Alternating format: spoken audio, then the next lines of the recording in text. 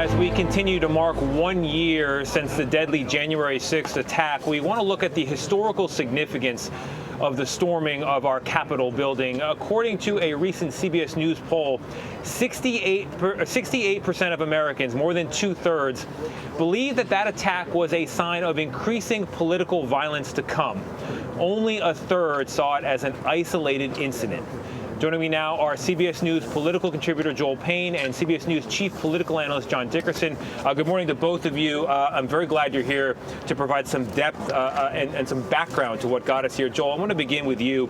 We're at a moment politically in this country where the two sides don't just think the other side is wrong. They think the other side is a threat, immoral even. How did we get to that point, and how do we get out of it? There's so many root causes. I think the interview that you did with the two voters earlier, I think, indicates some of those institutional breakdowns, right? Belief in media, belief in government. Those things have all gone by the wayside over the last 2 decades. Also, when you just consider the fact that thinking about, January 6th, so many voters feel like every election is a life or death event. They feel like if I lose, if the other party wins, it means doom for me. And I think that has spelled doom for our democracy. Yeah. John, we are at a point where it doesn't seem like there's a referee in American life. People don't trust Congress, they don't trust the courts, they don't trust the media, so who can step in? But you also hear people say, hey, we've had political violence before. How is this different? To the referee point, a lot of American democracy relies on us to be our own referees. And what we've learned on January 6th is that when you forget about all the traditions and rules that were sort of more agreements, when you let all those drop, you allow violence to rush in. If you think about political violence in America, there was a period where you showed you were a partisan by fighting in the streets. So we have had that before the Civil War, obviously, but then even in the 60s. But that's not to say that we've seen this before. What was extraordinary about January 6th is you've never had a person of such high political power, you can't get any higher than the president, take such direct aim right at the heart of democracy. And what is the heart of democracy? That you can peacefully transfer power. And that's what President Trump tried to undermine, both by inciting the rioters, but also in what he tried to do at the Department of Justice in getting the votes overthrown, and also what he tried to do in the states. And John, what's interesting is that if you look for the first reference to a stolen or illegal vote in the career of Donald Trump as a politician, it's the Iowa caucus. And then as recently as last month, press releases again referring to a stolen election.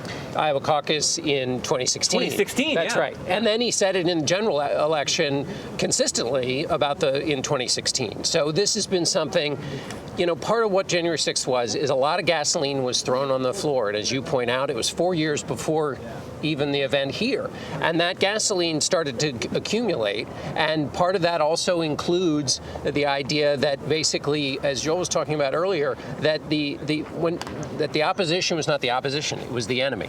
And that if you dehumanize them, once you dehumanize them enough, well, then anything goes. Yeah. And that's what we saw here. So, Joel, when Donald Trump goes away or leaves the stage of public life, is this all over? Does the threat recede? Well, fortunately not. Also, when you think about the individuals who were here last January 6th, there were everyday Americans. There were also office holders, people who are running for office. I think I saw a report that nearly 36 of those people, maybe even more, are actually running for office. So you're talking about individuals that took this ultimate act who are going to be at the levers of power.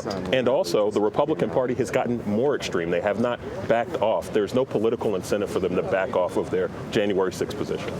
Do you want leaders to lead more, or do you have hope that these voters are going to, in their communities and conversations amongst themselves, come to a different conclusion about the country's future? So this is a thing in politics that I think we've always struggled with is, do the people lead the leaders or do the leaders lead the people?